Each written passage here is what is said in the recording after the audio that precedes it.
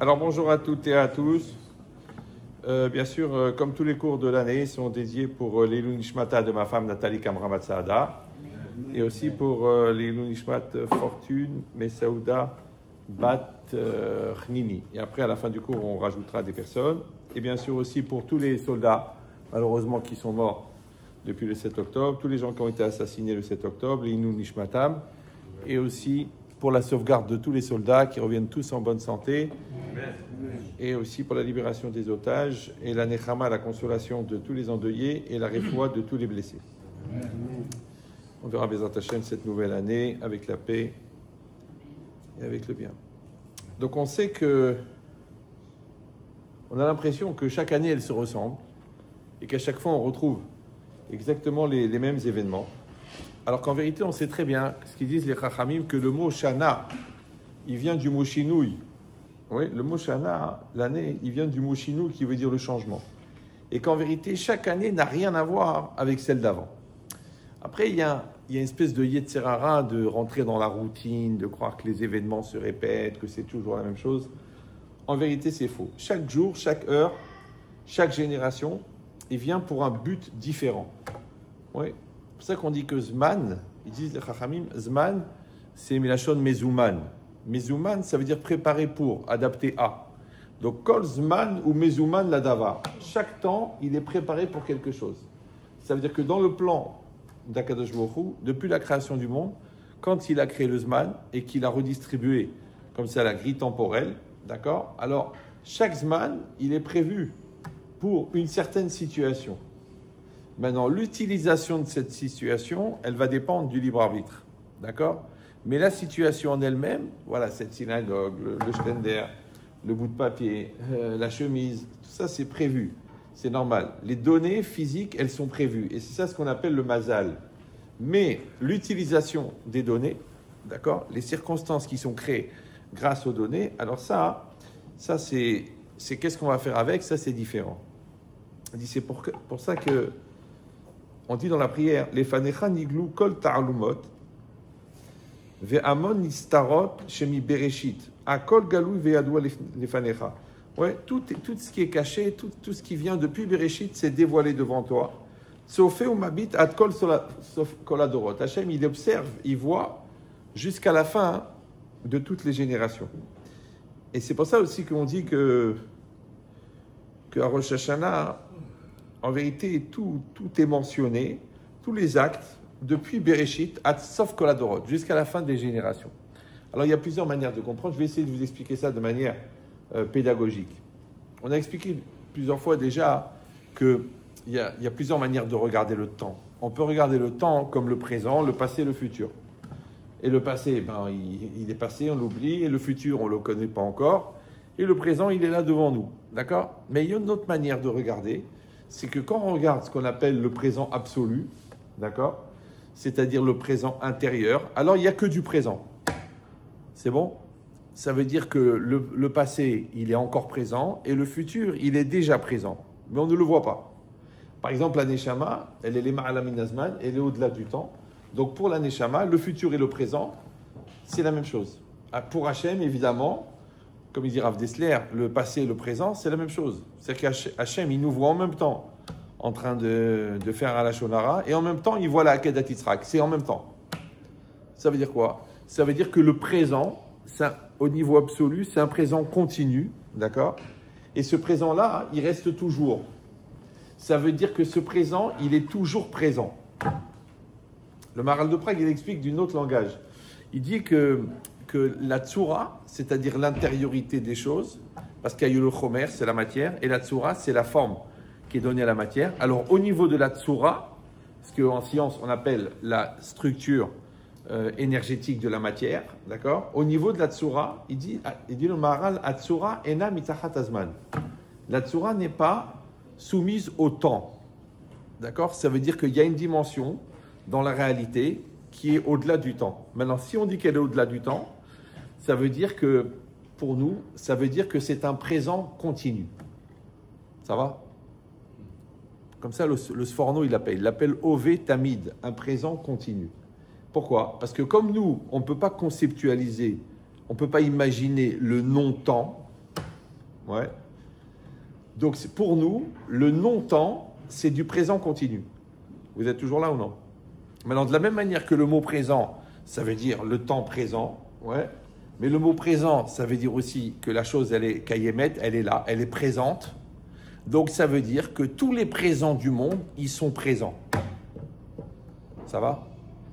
Donc quand Hachem, il a dit Vayehi, il a créé en un mot toutes les circonstances à venir pour jusqu'à la fin des temps. C'est pour ça qu'il y a cette Mara dans Ta'anit bizarre où on voit un rave, un tzaddik qui était très très très très pauvre et il a pleuré dans son rêve et après il a rigolé. Alors les élèves ils lui ont dit pourquoi tu as pleuré? Il a dit parce que j'ai pleuré à Hachem, j'ai dit écoute, qu'est-ce que c'est pour toi de m'envoyer 2 ou 3 lingots d'or pour tu vas les prendre en dessous du Kilimandjaro, personne ne les trouvera jamais, ça ne changera rien au monde, tu me les donnes. Et Hachem il a donné une réponse bizarre. Il a dit même si je refais tout le monde entier, ouais, peut-être que tu vas tomber dans un mazal de richesse. Ça va? Alors il demande le Rav Chaim Shmulevitz, qui était religieux, il aurait pu habiter à Milan. Ouais. Il a dit le Rav Chaim Shmulevitz, il a dit mais pourquoi est-ce qu'il a besoin Hachem de changer, de refaire le monde entier et que peut-être il va tomber dans un... C'est bizarre selon cette logique. Ouais. Ça veut dire qu'en vérité, encore une fois, au niveau du présent absolu, si tu regardes tout l'univers, ouais, il y a une seule histoire. Il y a un seul élément, il y a un seul temps, il y a un seul endroit, il y a un seul makom. Donc, si tu veux changer ici, il faut changer tout. Ça va? Vous êtes bien là? Ça va? Non? C'est pas clair. Oui. C'est qu'encore une fois, parce que qu'est-ce qu'il a dit? Il a dit que pour changer ton mazal à toi, qui est un point dans l'univers, il faut que je rechange tout le mazal. Et peut-être que tu vas tomber sur un mazal de richesse. Rav Chaim Shmulevitz, il a dit, mais pourquoi j'ai besoin de changer tout? Rien qu'à lui, je vais lui envoyer 3 kilos d'or. Non, c'est pas possible. Ça veut dire qu'il y a une telle interaction entre tous les éléments, il y a un tel équilibre entre tous les particules, ouais. Parce que c'est quoi quand tu prends tout l'univers, c'est quoi? C'est la projection de Yud-Ke Vav-Ke. Maintenant, Yud-Ke Vav-Ke, lui, il passe par Shakai. Et Shakai, c'est quoi? Chez Amar Leolamo Dai. D'accord. Et ça, c'est quoi? Il dit le Ramban, c'est le nom d'Hachem qui est Menatzer à la Mazalot. Et les Mazal, c'est quoi? C'est la trajectoire des particules. Ça veut dire que quand Hachem, il a dit Vayehi, il a préprogrammé pour toutes les 6000 ans de la création, toutes les trajectoires de particules qui vont donner la matière vivante, la matière inerte. La matière vivante et la matière inerte, ça fait les événements. Les événements redistribués dans la grille temporelle, qu'à tel moment, à tel jour, il va y avoir tel arbre qui va pousser avec telle feuille qui va tomber par terre et tel euro qui va tomber chez celui-là et tel qui va tomber. Ça veut dire que dans le Massa Bereshit, il y a les 6000 ans. Ça va? C'est pour ça souvent que quand la Gemara dit que le Dayan Kshedan Din Emet la Mito, Shutaf la Kadosh Baruch Hu B'Maaseh Bereshit. Ouais, il est associé au Maaseh Bereshit. Mais non, il fallait dire que c'est le Dayan qui fait un Din Emet, eh ben, il est associé à Hachem. C'est bien, Hachem il est Dayan, Emet, et le Dayan il est Emet. Ça y est, c'est bon, ils sont Shutaf. Non, non, non, pourquoi Shutaf les Maaseh Bereshit? Le Maaseh Bereshit, il s'est passé à l'époque, il y a 5000 ans. Ouais, Hachem il a créé le monde, et après, ça fonctionne. Non, non, non, non, non. En vérité, le Maaseh Bereshit, si on parle de l'impulsion qui a créé le monde, elle continue jusqu'à maintenant. Ça va? Et dans cette impulsion, il y a 7 événements. Il est là. 7 personnes qui viennent au monde. Ouais. Donc maintenant après, encore une fois, qu'est-ce qu'elle va faire avec ce temps qu'on lui a donné? Qu'est-ce qu'elle va faire avec cette femme qu'on lui a donnée, avec ses enfants qu'on va lui a donner? Ouais. Donc ça veut dire que dans le présent relatif, chacun il vit son temps, il a un rapport avec le temps, il est présent, il est absent, il a la tête en l'air, il est convaincu, il n'est pas convaincu. Ça, c'est le rapport personnel. Mais au niveau absolu, c'est un seul présent. C'est pour ça qu'on dit que Adam Arishon, Aya Roé Misof Aolam Vatsofo. Oui, il voyait d'un bout à l'autre du monde. D'accord? Mais ce n'est pas seulement qu'il voyait au niveau géographique, qu'il voyait à l'autre bout de l'univers, mais même au niveau temporel, il voyait l'avenir. Yaakov Avinu, il voulait annoncer le Mashiach. Donc il voyait, parce que les tzadikim, Roim misof ha'olam va'ad sofo. Et quand on voit d'un bout à l'autre de l'univers au niveau géographique, on voit aussi au niveau temporel. Le José Lublin, il voyait l'avenir. D'accord? Mais c'est pas gênant. Pourquoi? Parce qu'il y a 3 parties chez la personne. Il y a le corps, c'est de la viande plus ou moins organisée selon le mazal pondéral de chacun. La neshama. Et au milieu, il y a le nefesh. D'accord? Maintenant, la neshama, elle, on a dit, elle est au-delà du temps. Le kouf, il est dans le zman, lui à 100%. On dit, on ne voit pas plus loin que son nez. Ça veut dire qu'il s'arrête là. Ouais. Et le nefesh, le moi, le jeu, le psychique, ouais, ça va dépendre. Si la personne, elle va se sanctifier, elle va s'élever, elle va se purifier, donc elle va tendre vers la neshama. Donc elle est les ma'ala minazman. Si elle est dans la matérialité, elle est dans la consommation, elle est dans le fric, elle est dans le sexe, automatiquement elle est dans la matérialité. Et la matérialité, elle a un début, tout ce qui a un début a une fin, donc elle est limitée. Ça va? Donc cette logique-là, l'espèce de curseur qui va faire que je vais être plus dans le spirituel ou moins dans le spirituel, ça va faire en même temps que je vais être plus dans le Zman ou plus en dehors du Zman. Maintenant qu'on a dit qu'est-ce que c'est en dehors du Zman, parce qu'il n'y a pas de non-Zman, il n'y a pas, ouais, c'est que c'est un présent continu. Donc si on dit que c'est un présent continu, ça veut dire que en même temps, le présent de Bereshit, il est présent maintenant. Ça va? Et en vérité, le présent du futur aussi, il est présent maintenant. C'est pour ça qu'on dit que le Gaon de Vilna, hein, il disait on prend tout le Sefer Bereshit, d'accord? On a toute l'histoire du monde dedans, Beremez, avec des gématriotes et tout ça. Hein, il a dit, on peut résumer tout le Maaseh Bereshit sur le premier pasuk, Bereshit bara Elokim et Hashamayim ve'et haaretz. Parce qu'il dit, Rashi, et Hashamaim, c'est tous les cieux, avec les planètes, l'univers et tout. Et Vetaharet, c'est toute la terre, avec tout ce qui se passe sur la terre. Mais donc, c'est pas seulement la matière planète, ouais, la matière arbre. C'est tous les événements à venir sur la terre, ils sont déjà préprogrammés depuis le moment où Hachem il a dit, Vayehi.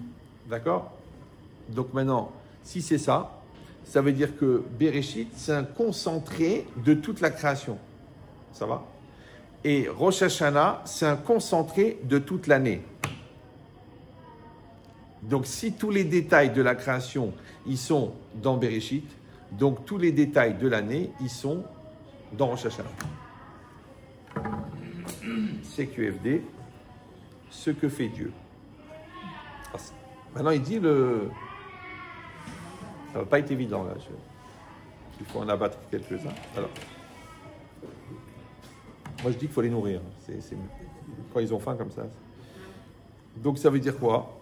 Il dit le Raphaim Shmulevitz, Raphaim Friedlander, il y a beaucoup de Chaim dans ce cours. Il dit Ashpaot Mishamaim Mishtal Shelot Tamid Mitrila Beklalut. Je vais quand même traduire. Les influences du ciel, Mishtal Shelot, ça veut dire elles sont redistribuées, toujours au commencement Beklalut en général. On va expliquer, si vous voulez. Il dit, ça veut dire quoi? Ça veut dire qu'au départ, il y a un principe. Au départ, il y a une idée. Au départ, il y a une volonté. Après, cette volonté, quand elle est mitgashemet, ça veut dire elle devient gashmi, elle devient matérielle. Alors là, ils arrivent les détails. Mais au départ, c'est global. Comme quelqu'un, il dit, avec sa femme, il dit, ah chérie, tu voudrais pas qu'on fasse notre maison? Le principe de la maison, c'est un principe global. D'accord? Mais après, quand tu vas chez l'architecte et qui mesure mètre par mètre, tu vas chez le décorateur d'intérieur qui te dit tel bois, tel marbre, tel truc, telle fenêtre, tel verre, tel truc. Ouais. Là, on rentre dans les détails. Donc, ça commence toujours par un principe général. Ouais. Et après, ça, c'est dans les détails. Comme dans la vie. Un enfant, tu l'aimes, j'aime cet enfant. Je l'aime, je l'aime, je l'aime, je l'aime. Ah, mais là, il m'énerve, là, il y a un truc, là, il fait pipi au lit, là, il ment, là, il triche, là, il prend des vitamines. Oui, mais toute la force que tu auras de lui donner dans les détails, elle vient de la force que tu avais au départ, Beklalout, en global. Ça va? Donc, de la même manière, toute l'année, c'est les détails. Mais la klalout de l'année, c'est Rosh Hashanah. La généralité, l'esprit dans lequel tu vas tu vas faire, tu vas développer, tu vas construire. Ouais. Comme dans tous les commencements, c'est comme ça. Kolat halot, tous les débuts. Ouais. Combien de fois j'ai des gens, ils viennent au Shalom Bayit, vous êtes mariés les deux? Enfin, grave, vous étiez témoin. Ah, bah dis donc, j'aurais dû aller me pendre ce jour-là, ouais. Parce que si j'avais su que ça c'est un tel niveau d'immaturité et d'égoïsme, ouais, ça veut dire qu'il y avait une volonté, de se marier. C'est ça, Ariat Mekudeshetli. Ouais. Après, tous les obstacles, les tempêtes, les nerfs, la vieillesse, le poids, la cellulite, le regard, la secrétaire, la folie, le Yetzerara, tout ça, ça va être des détails. Mais on peut les surmonter. Si la volonté de départ, mi Bereshit, elle était très forte. Vous me suivez ou non?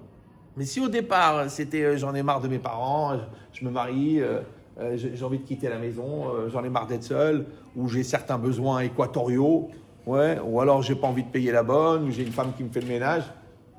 Fais attention, parce que si toi tu épouses une femme parce qu'elle te lave le linge, qu'est-ce que tu vas faire le jour où tu vas hériter d'un pressing? Tu vas dire, mais finalement, elle ne me sert à rien. Et tu vas aller laver ton linge sale en public. Dis non, la logique, c'est ça. C'est que la loute, le départ, c'est toujours quelque chose de général. Alors, regardez ce qu'il dit. Il explique Raphaël Friedlander. Sheare, shoraché, kol meorot, la racine de tous les événements à Olam du monde, en beolam aruchani. La racine, elle est toujours dans le monde spirituel. Asher ou les ma'ala minazman, qui est au-delà du temps. Sheare beruchaniut lo sholet azman. Parce que dans la spiritualité, le temps n'a pas d'emprise. Alors c'est très intéressant. Parce qu'on dit, là-haut, Bashamaim, il n'y a pas de temps. D'accord? Après, le Maharal, il dit, Dvarim asichlim enam mitachat azman. Les choses de l'esprit ne sont pas soumises au temps. C'est-à-dire que le monde intérieur de l'homme n'est pas soumis au temps.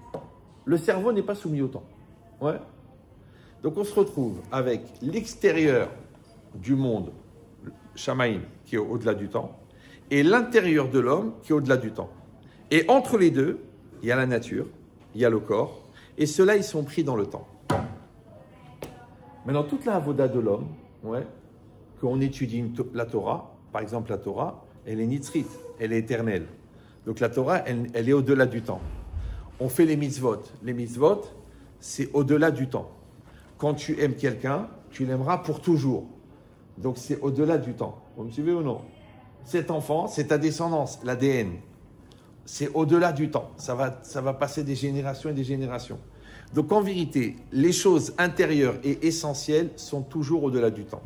Par contre, les choses superficielles et extérieures sont toujours dans le temps. Donc c'est pour ça que les gens qui sont dans la superficialité, ouais, ils sont emprisonnés par le temps.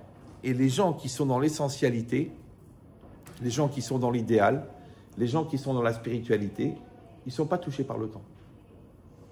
C'est pour ça que tu entends des phrases de Rabbi Yohanan ben Zakkai ou des phrases du Sfat Emet, ouais, qui ont été dites il y a 800 ans ou 1000 ans ou 2000 ans, et elles sont d'une actualité incroyable. Moi, j'ai eu la chance, par exemple, de ne pas faire d'études, d'accord? Donc, des gens, ils me posent des questions. Je leur dis, bah, c'est marqué comme ça dans la Gemara. Alors, ils me disent, excusez-moi, juste pour la culture, ça date de quand? Je lui dis, ben, 1800 ans. Il me dit, 1800 ans? Mais vous venez de répondre à un problème de société qui est très actuel.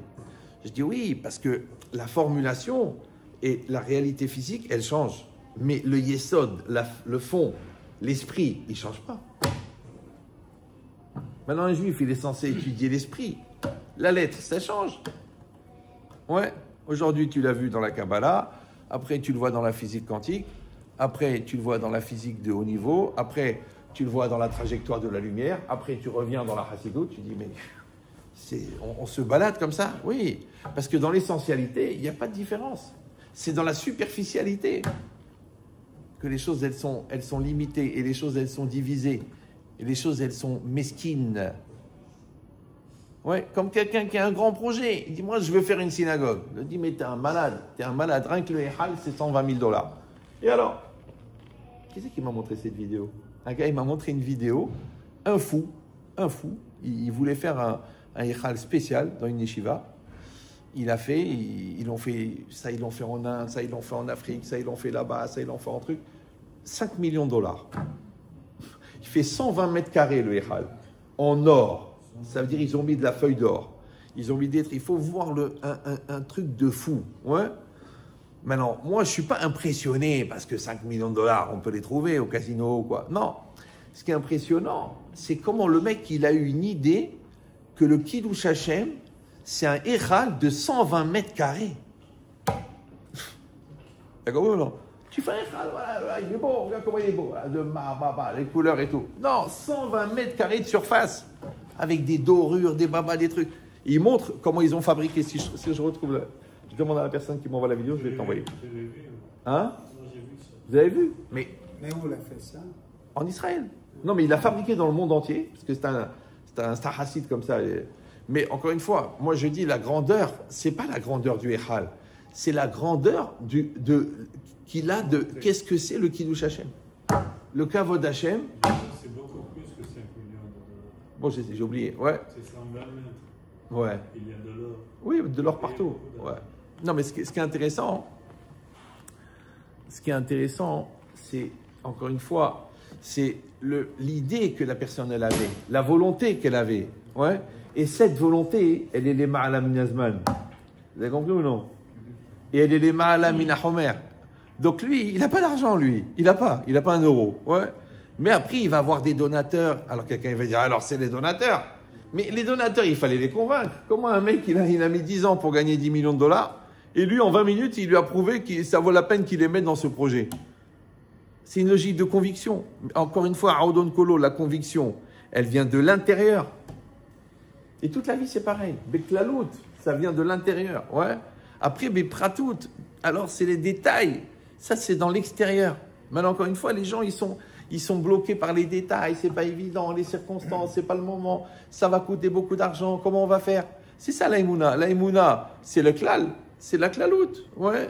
Alors que la réalité, c'est la pratoute. Là, tu te perds dans le prat, ouais. Comme dans le business, tu veux faire en grand. Tu vas dire, viens, on va faire 100 000 pièces. Ah non, tu dis non, je vais en faire 2, je vais essayer de les vendre.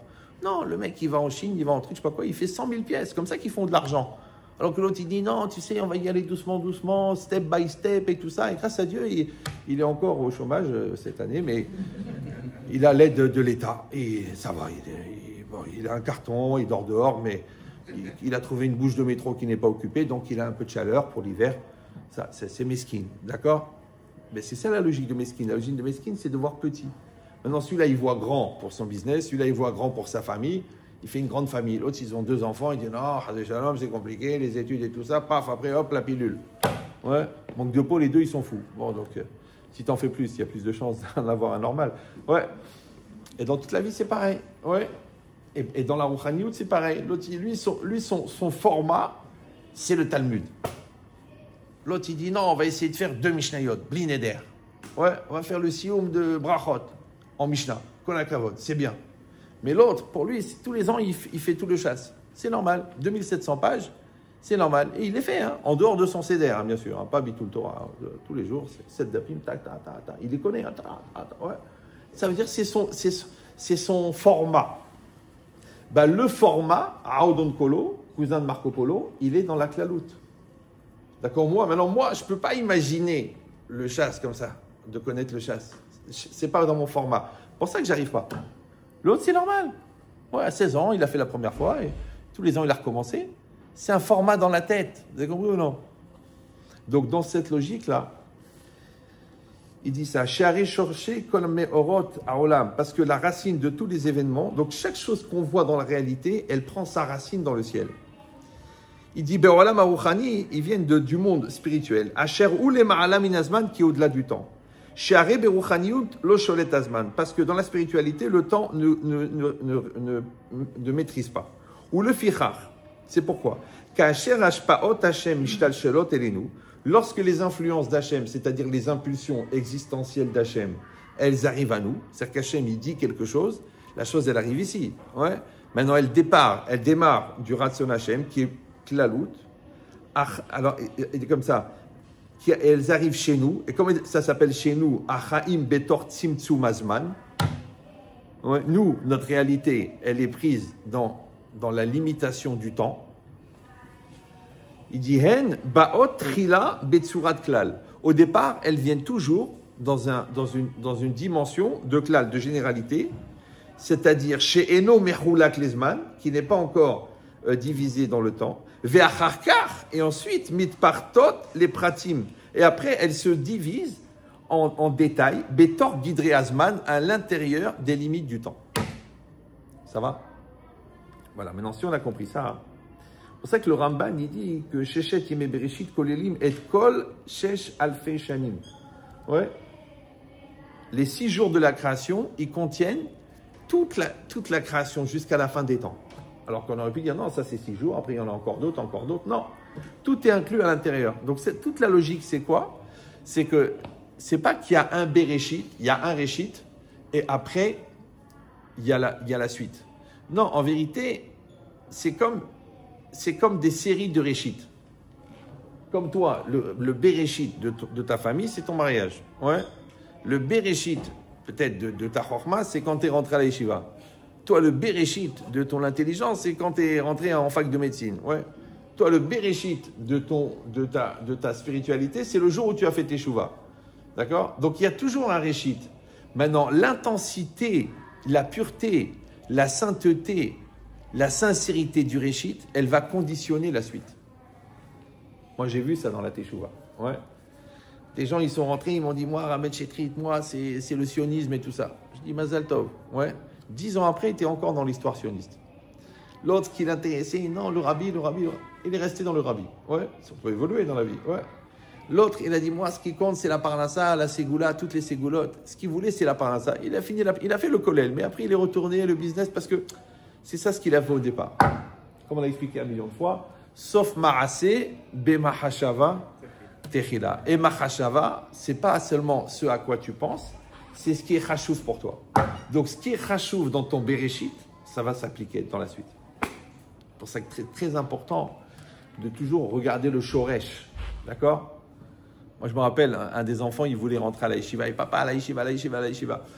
Bon, un rave, il a interrogé, il m'a dit, t'es un ami à moi et tout, je vais te dire, il n'est pas très motivé. Et moi, je n'ai pas compris. J'ai dit, ben, c'est vous qui allez le motiver. Ça nous a pris 10 ans. 10 ans. Ouvre ton livre, vas-y, ne fais pas des bêtises, lève-toi, va là-bas, repars. Pourquoi? Parce que le départ, maintenant, bon, Hachem, il est motivé, il étudie et tout ça, mais jusqu'au kollel, il fallait tirer. Parce que c'était... Tu vois, il manquait la petite motivation de départ. Le contraire, celui-là qui est motivé, ouais, comme quand les gens ils me disent, voilà, on va faire la LIA. Je dis, mais est-ce que vous êtes très motivé?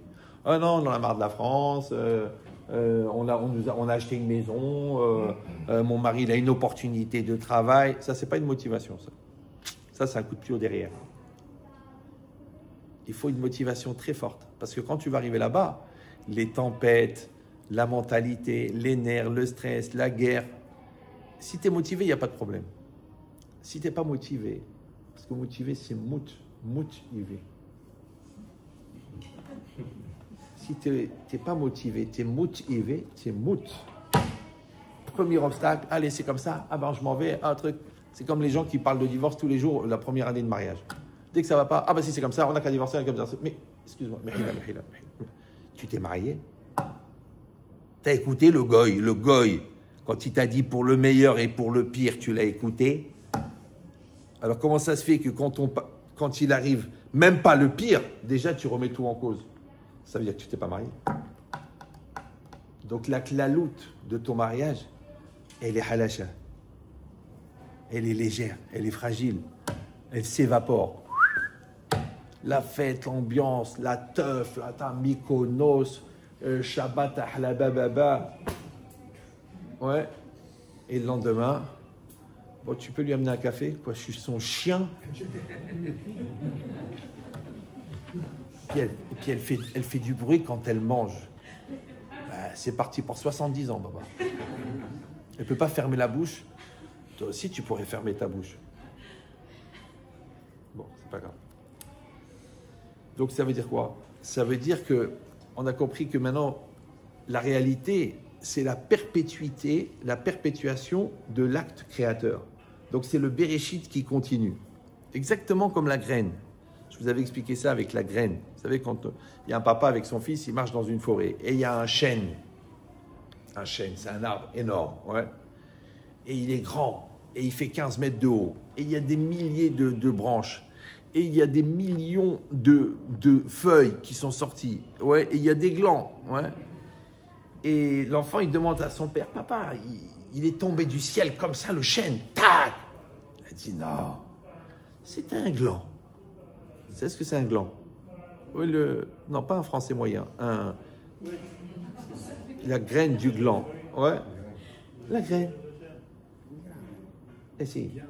Il a dit quoi?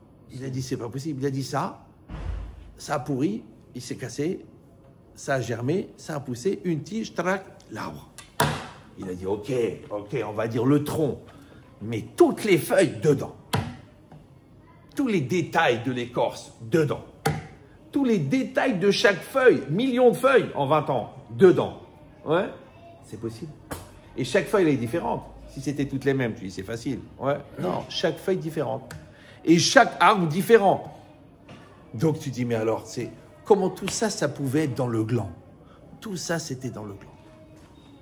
C'est beau. Ça va? Vous avez compris? Vous avez compris? Non, vous n'avez pas compris. C'est dommage. Bon, pourtant, vous êtes habitué à mes cours. Quand je dis ça, je ne suis pas en train de vous dire, Kol HaKavod, que vous avez compris que les feuilles étaient dans le gland. Parce que le gland, c'est la graine de l'arbre, mais la semence de l'homme, c'est la graine de l'enfant. Donc, tous les détails, toutes les caractéristiques, toutes les capacités, tout le niveau de construction, de sainteté, d'investissement, la longévité, la santé, c'est dans la semence.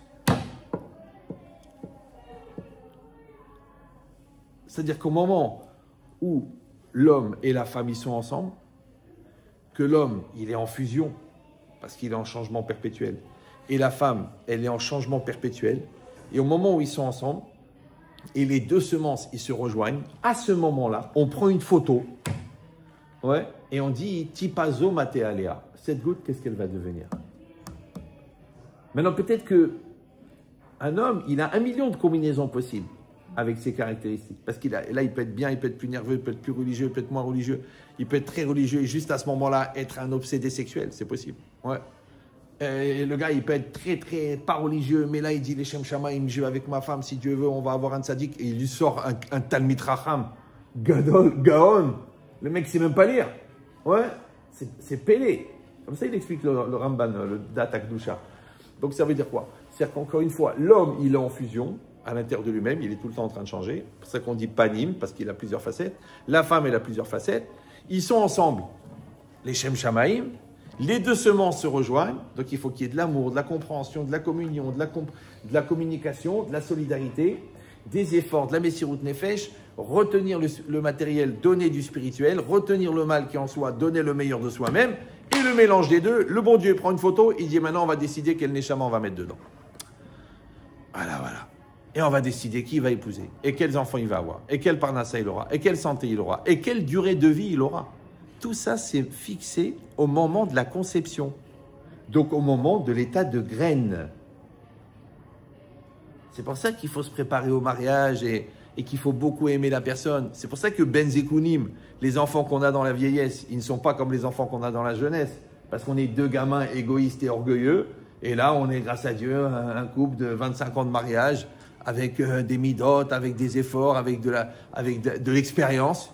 Donc la semence qui est par essence, il dit le Ramban, parce qu'il dit Ekar Azera Mahashava, donc la semence qui est dans son essence, qui est de la pensée, et la pensée qui est l'ADN de la personne, et bien cet ADN, il évolue au fur et à mesure que la personne évolue. Donc cet enfant, il est réchite, ouais, de l'homme et de la femme. Vous me suivez ou non? Et après, tu vas le voir grandir. Mais tu vois quand même qu'il contient les caractéristiques. Parce que tu vois, regarde, il a les hanches de la grand-mère. Oh là là. Et regarde, tu prends les photos de l'arrière-grand-mère, mais tu dis, c'est pas possible. C'est une photocopie, c'est incroyable. Et le caractère, regarde. Têtu, elle ne baisse pas la tête. Elle ne baisse pas la tête, elle a 2 ans.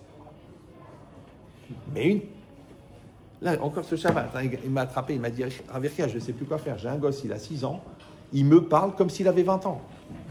Il m'a dit, papa, c'est moi qui décide, c'est pas à toi de voir. Si tu n'es pas content, tu me laisses faire. 6 ans.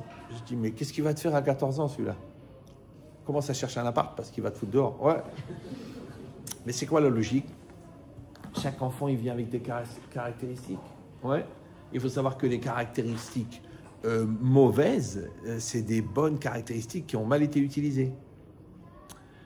Oui. Et nous, on va être les orientateurs du flux existentiel. C'est nous qui allons remettre le torrent dans le canal. Sinon, je m'en fous, il est comme il est. De toute façon, il grandira pas. Ouais. Donc, c'est une épreuve pour toi, toi une épreuve pour lui. Mais il vient avec tes caractéristiques. Mais tu sais, si tu es honnête, que les caractéristiques, ils viennent de toi et de moi. Maintenant, moi, je devrais être capable de dire ça, c'est moi. Et toi, tu dois être capable de dire ça, c'est moi. Alors que nous, on fait l'inverse. Nous, on dit ça, c'est toi, ça. Ça, c'est ta fragilité, ça. Attends, ça, c'est ton entêtement. Ça. Il est têtu comme toi. Cassera.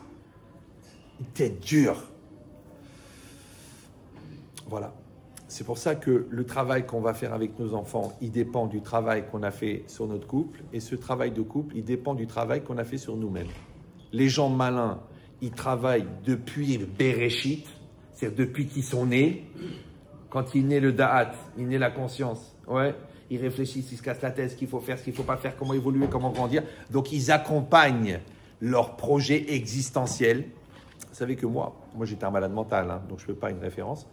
Mais quand j'avais 14 ans, ma question c'était, une des questions c'était, est-ce qu'en existant trop, je ne vais pas empêcher ma femme d'exister? Vous avez compris ou non? Tu prends un gosse de 14 ans aujourd'hui, c'est-à-dire une excroissance de PlayStation. Le mec, il est en train de devenir épileptique sur son téléphone. Même la question, il ne la comprend pas. Il dit, mais... Wesh, c'est quoi? Qu'est-ce que tu racontes? Parce que j'avais très peur. Très peur de rater ma vie. Je ne voulais pas que mon premier mariage il soit le brouillon de mon deuxième. Mais à quoi est-ce qu'ils pensent à ça, les gens? On n'a pas le temps. Non, je pense que le bon Dieu, il m'a donné des outils pour pouvoir aider quelques dizaines de milliers de personnes à l'avance. Ouais. Parce que toi, il te donne une bêche, tu as compris que c'est pour creuser un trou. Toi, il te donne un cerveau, tu as compris que c'est pas pour vendre des pizzas. Mais l'idée, c'est ça. C'est de toujours faire attention au réchit. D'ailleurs, Bereshit et Benchetrit, c'est presque les mêmes lettres. C'est pas grave. Il y en a, il m'a dit ça. Il m'a dit Benchetrit, Bara et Taolam. J'ai fait, on se calme. Il y en a qui ont essayé, ils ont eu des problèmes.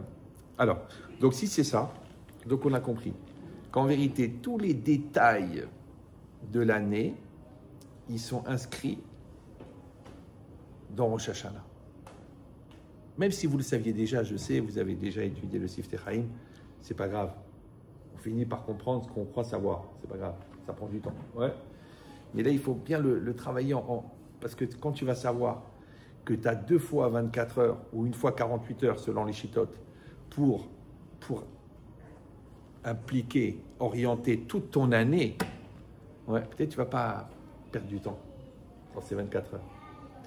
Il dit, c'est pour ça que c'est marqué Ze'ayom Trilat Ma'asecha. Ouais, c'est aujourd'hui, Trilat, le commencement, Ma'asecha de tes actions. Zikaron Leyom Arishon. Ouais, c'est le souvenir du premier jour. Maintenant, le premier jour, c'est quoi? C'est Bereshit. Ouais. Et là, on est Rosh Hashanah. Et qu'est-ce qu'on dit? Ze'ayom Trilat Ma'asecha. Mais c'est pas vrai. C'est pas maintenant le commencement. Le commencement, il s'est passé il y a 5700 et quelques années. Donc, ça veut dire, encore une fois, et ça, c'est un hidouche de cette année, je l'ai compris tout à l'heure en relisant le cours. Ouais. C'est-à-dire qu'on a dit que comme au niveau du présent absolu, il n'y a que du présent, donc le présent de Bereshit et le présent de maintenant, c'est le même, puisqu'il se perpétue. Ça va? Donc, c'est aujourd'hui aussi Ze'ayom Trilat Ma'asecha. Le jour de Rosh Hashanah, c'est effectivement le jour du commencement. D'accord? Alors, il demande pourquoi est-ce qu'on dit on dit Zichron, Zikaron le Yom Arishon, ouais, en souvenir du premier jour. Il fallait dire comme le premier jour. Et là, il donne une explication qui est violente. Il dit Madoua Rosh Hashanah, ouais, alors Anachnu Korimoto Zikaron le Yom Arishon. Vélo Mamash ke Yom Arishon. Et comme vraiment le premier jour. Il dit, et là, chez Beyom Arishon, chez la Bria, le premier jour de la création, Omnam Nigva Kol Ma'alach Abria. C'est vrai que ce jour-là a été fixé toute la démarche, toute la trajectoire de la création. Oulam Begeder Itoriru Deleila. Mais que ça tout partait d'une influence d'en haut. Ce qu'on a dit tout à l'heure, dans la Rouchaniout, ça part d'en haut. Lo lefi ma'aseh Adam. Et pas selon les actes de l'homme. Kemo Shamou Chazal, qui est Kavab Souke Kile Olam Hasdo. Vous savez, dans le dernier Mizmor de la première partie des Mizmorim de Shabbat matin, on dit 26 fois Kile Olam Hasdo, Kile Olam Hasdo, Kile Olam Hasdo, Kile Olam Hasdo. Et là-bas, il explique c'est quoi Mechavnim Keneget Kavbev Adorot Mi Adam Arishon Ve'ad Matan Torah. En vérité, les 26 fois Kile Olam Hasdo, que sa bonté est éternelle, ça correspond aux 26 générations qu'il y a eu entre Adam Arishon et le don de la Torah. Pourquoi? Parce que tout ce qui s'est passé avant le don de la Torah, c'était entièrement l'influence d'Hachem. Donc, tout vient de son chesed. Sous-entendu, le monde, il a existé par le chesed d'Hachem. Maintenant, le contraire du chesed d'Hachem, c'est le mérite de l'homme. Il dit par contre, il dit Asher Zan Rotam, que Hachem, il les a nourris, Akadosh Baruch Hu, Bechazdo, Lo Alpima ACM, et pas selon les actes de l'homme. Kevan, pourquoi? Parce que c'est marqué Ve Adam en la avod et Adama. Il n'y avait pas un homme pour labourer la terre, pour travailler la terre. Donc tout ça, c'était le chesed. Ah, mais Mimatan Torah, à partir du don de la Torah, Veilach et ensuite, Menael Akadosh Baruch Hu et Abria Lefi Maaseh Adam. Hachem, il va diriger le monde selon les actes de l'homme. Ça veut dire qu'avant le Matan Torah, Hachem, il est entièrement en gestion du monde. À partir du Matan Torah, maintenant, Hachem, il va être obligé de tenir compte des actes de l'homme. Pourquoi? Qu'est-ce qui s'est passé au Matan Torah? Alors, il faut savoir une chose très importante. C'est que, on sait que c'est marqué, en résumé, il y a de résumé parce que ce n'est pas le sujet, mais puis, en plus, vous l'avez sûrement déjà compris. Mais en vérité, le Nefesh HaChaim, il explique que Hachem, il a créé l'homme à son image. Maintenant, c'est quoi que l'homme, il est créé à l'image d'Hachem? C'est que Hachem, c'est quoi? C'est une énorme volonté que le monde soit. D'accord? Maintenant, cette volonté, elle s'articule, elle se réalise à travers un langage. Et ce langage codé, c'est quoi? C'est la Torah. Parce que c'est marqué que Hachem, il a écrit la Torah. Et après, c'est marqué Istakel Boraïta ou Bara Alma. Hachem, il a regardé dans la Torah, il a créé le monde. Ça veut dire que le monde, c'est la réalisation, dans la réalité, de la Torah. Oui. C'est comme si le diapo, c'est la Torah, et la volonté d'Hachem, c'est la lumière, et la projection du diapo, c'est la réalité. Donc la réalité, c'est la projection de la volonté, c'est la volonté de la Torah à travers, qui est véhiculée par la volonté d'Hachem. Ça va? Ok. Maintenant, quand Hachem, il a donné la Torah à l'homme, étant donné que l'homme, il a une neshama, et que cette neshama, elle produit la même énergie avec laquelle Hachem, il crée le monde. Donc, quand l'homme, il a purifié, sanctifié sa volonté, d'un seul coup, il va utiliser la Torah et il devient à ce moment-là Shutaf, le Akadosh Baruch Hu b'Maaseh Bereshit. C'est-à-dire qu'avant, le monde n'existait que par la projection du Ratson Hashem, mais à partir du moment où l'homme, il accomplit la Torah, eh bien, c'est le faisceau de la volonté d'Hachem et le faisceau de la volonté de l'homme, ensemble, qui créent la réalité. C'est ça, ça dit Gozer, Akadosh Baruch Hu Mekayem. D'accord?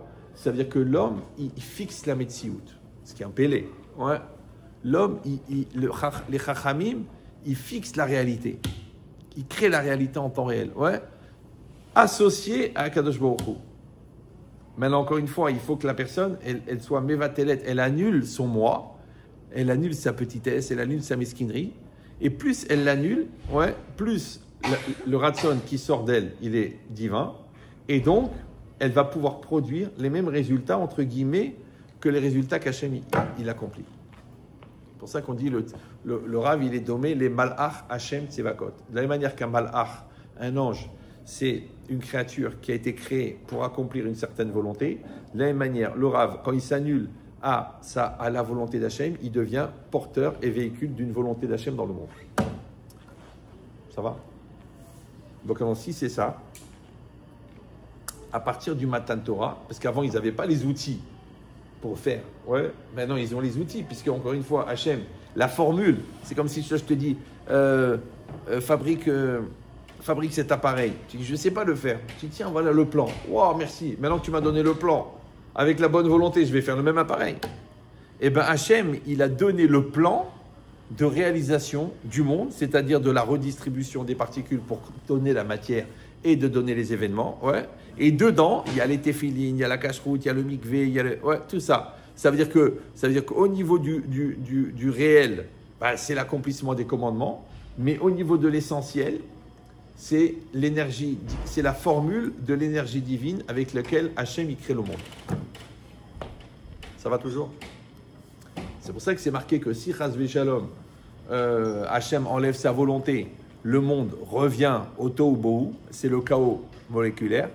Mais aussi si l'homme s'arrête d'accomplir la Torah, le monde aussi revient au tohu bohu.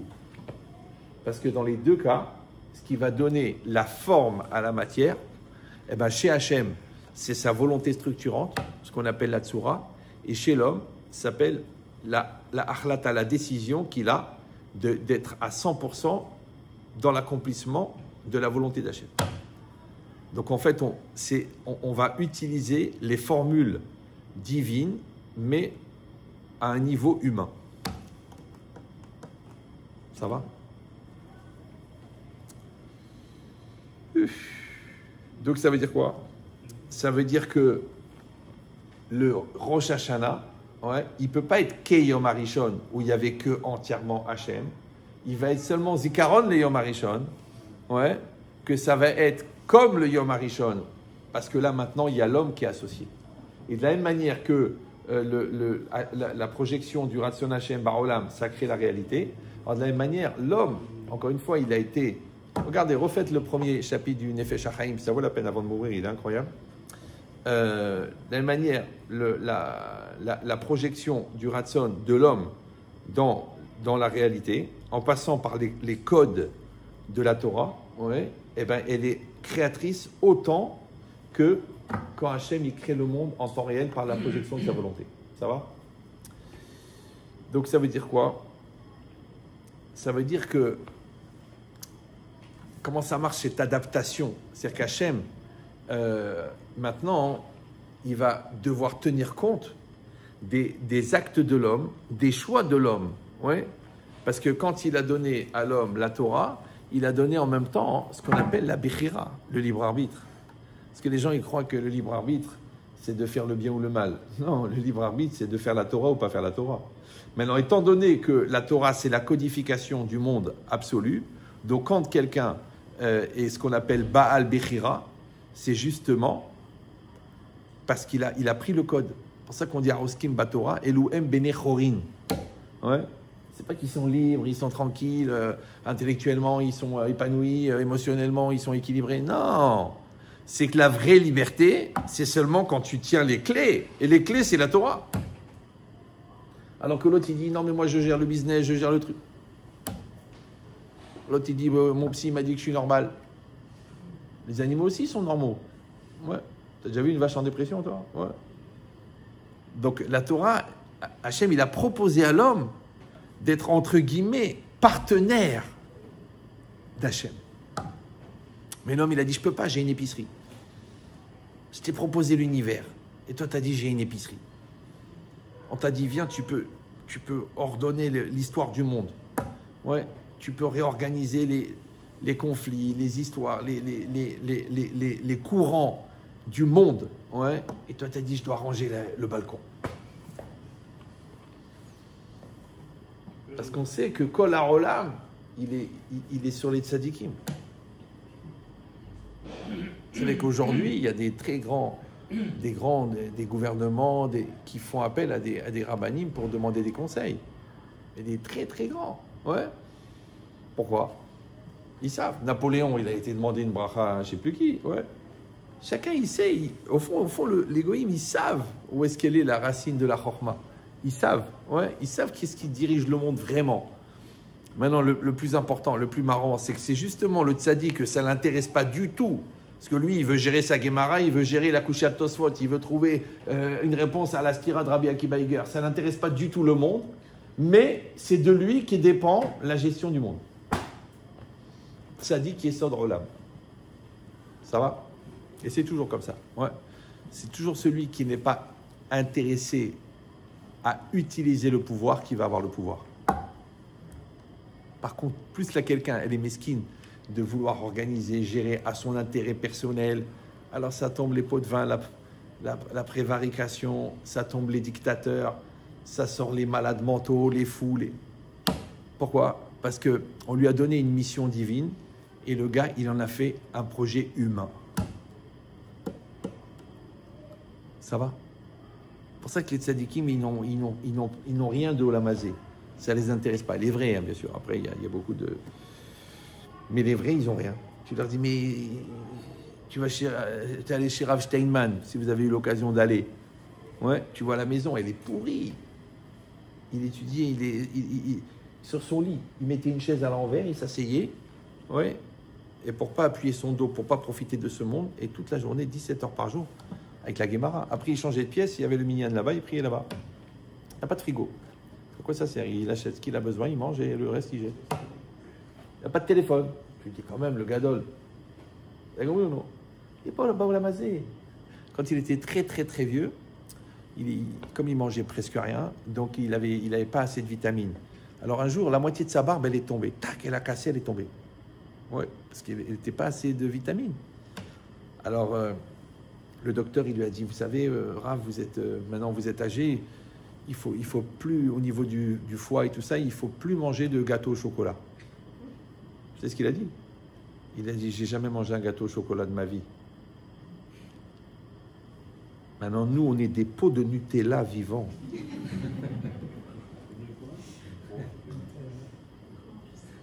Comprenez ou non? Nous, c'est le chocolat d'ici, c'est le bonbon de là, le coca de là. On va revenir en Gilgoul, en boîte de Nutella. Et lui, il n'a pas goûté de sa vie, tellement il était entièrement dans l'essentiel. Bon, c'est pas pour nous, hein, ne vous déprimez pas. Hein. On n'a pas ce niveau. Non, mais c'est bien de savoir que ça existe. C'est comme le diamant de 170 carats. Tu ne pourras pas te l'acheter, tu ne pourras même pas le tenir dans ta main. Mais c'est bien de savoir qu'il existe des diamants de 170 carats. Ça existe.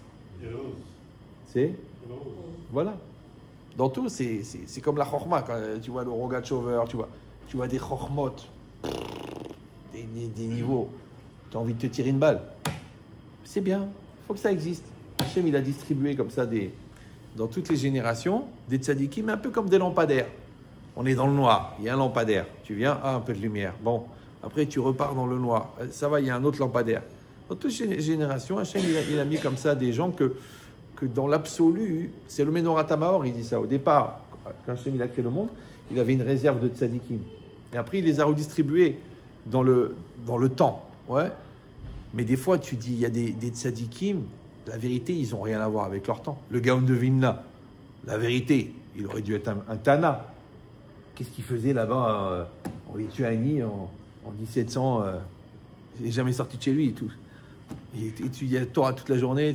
C'est des Kedushim, des gens saints. Ouais. Tu dis, Rabbi Shimon Bar Yochai, les oiseaux, ils prenaient feu au-dessus de sa tête. Ouais. Et des autres, ils sont plus discrets, mais... Non, ça veut dire quoi? Ça veut dire que à chaque fois que tu vas voir un commencement, tu vas retrouver tous les détails de ce qui va se passer après. C'est bon? C'est pour ça qu'il faut être malin, que chaque commencement, il soit pur, il soit intense, il soit sincère, il soit entier. Maintenant, que ce soit le début de l'année, Rosh Hashanah, ou le début de la journée. On dit, comment tu t'es levé ce matin? Ah, je me suis levé du pied gauche. et je suis énervé, là. Je cherche quelqu'un embêté, et je critique, le magasin, la femme, les employés, là, je suis nerveux. Ton tikkun n'est pas d'aider les gens à aller aux toilettes. Vous aidez les gens. Aider les gens. Laxatif, on dit en français que tu fais. Mais je peux pas le dire quand même, c'est une synagogue, ouais. Mais au fond, c'est juste une facilité de transit. Mais il y a des gens qui ont ce pouvoir. Encore tout à l'heure, il y a une personne qui m'a téléphoné, la pauvre, sa belle-sœur, là, elle est jalouse, elle est truc, elle lui a pourri la vie, elle a mal parlé, elle fait la shonara, elle l'a traité de voleuse. Et elle est chnina, elle m'a dit, ah, je sais pas quoi faire, j'ai demandé des excuses, j'ai appelé des rabbinim, j'ai prié, j'ai très mal, je sais plus quoi faire. J'ai dit, écoutez madame, vous avez un Yetzerara, un Yetzer Atov de faire le shalom. Elle me dit, oui, ben elle a un Yetzerara de faire chier. Il y a des gens, ils se lèvent le matin, qu'est-ce qu'ils vont emmerder? C'est comme ça. Tant qu'elle n'a pas pris la maturité de croire, de comprendre que le shalom, c'est plus important que de gagner, ouais, d'avoir du lachonara à faire, tant qu'il n'a pas compris cette maturité-là, ça ne marchera pas.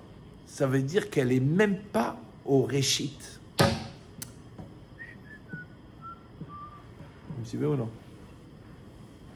C'est pour ça que souvent les gens, quand ils viennent avec des problèmes de shalom bayit, je te dis, vous voulez divorcer, mais la vérité, vous n'êtes pas mariés.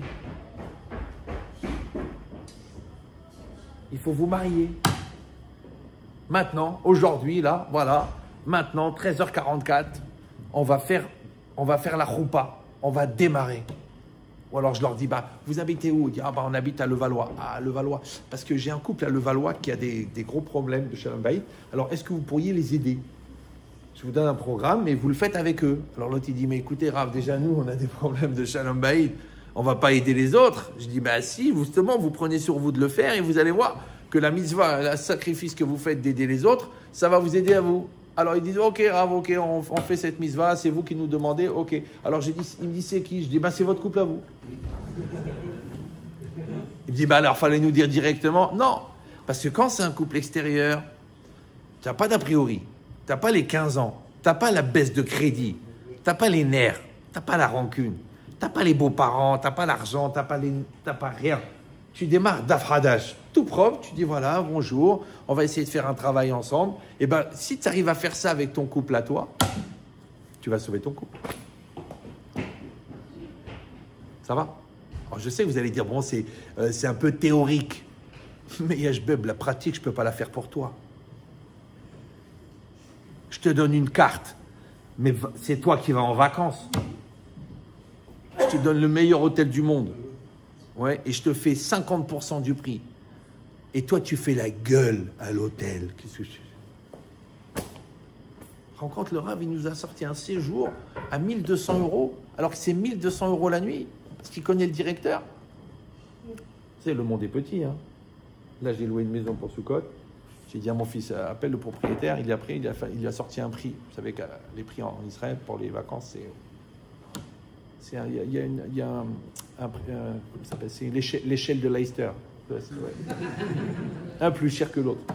Regarde comment le bon Dieu, il m'aime. Alors mon fils, il a dit à l'agent, il a dit, vous savez, c'est pour le Rav Ben Chetrit. Alors l'autre, il a dit, quoi, le Rav Ben Chetrit? Mais c'est Sandak de mon fils. Ça veut dire qu'il y a 15 ans, le bon Dieu, il m'a envoyé Sandak pour que j'ai un prix sur la location.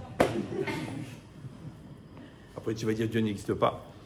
Des fois chez les mares, des fois ta nefesh, des fois ta gouffre. Mais c'est ça la vie. La vie, c'est que chaque acte, c'est un réchit. C'est-à-dire là, tu mets du bien, ça va pousser. Là, tu mets une bonne volonté, ça va pousser. Là, tu mets un sourire, ça va pousser. Là, tu mets ta neshama dans le cours, ça va pousser. Là, tu vas à pied au cours. Là, tu t'as pas mangé. Ouais. Tout ce que tu as semé, tu vas le récolter. Mais attention, ça marche dans les deux cas. Donc, si tu as semé de l'achra, tu vas récolter. Après, tu pourras dire, oui, c'est à cause d'elle, vous ne la connaissez pas, c'est trop difficile, les Bachourim, c'est plus comme avant, les donateurs, c'est truc, la yeshiva, elle est mal placée, là, il fait froid. Non, non, non, non, non, non, non. Les mecs, ils étaient à Radin. Ouais. Ils faisaient -8 au Beth Midrash. Ils étudiaient 16 heures par jour. Là, ils ont la clim. Et à 11h, ils dorment le matin. Tu leur dis, mais il y a le CDR. Vous savez qu'est-ce qu'il a dit, Rav Yitzhak Yosef? Vous êtes au courant? Non? Vous savez, ils ont créé une...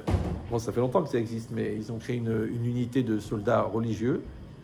Et ils sont partis Golani, et il y a 5 qui sont morts en une seule fois. Ouais, on a tiré dans leur truc, ils sont morts. Bon. Qu'Hachem, ils vengent leur sang. Eh bien, le Rav Yitzhak Yosef, il a dit que c'est à cause de la batlanout dans les yeshivot. Parce qu'ils étudient pas bien dans les yeshivot. Il aurait pu dire c'est à cause des pas religieux qui prennent la voiture Shabbat. Il a dit non. Il a dit c'est à cause. C'est des religieux qui sont morts. Ouais, ils sont morts à cause des religieux qui étudient pas.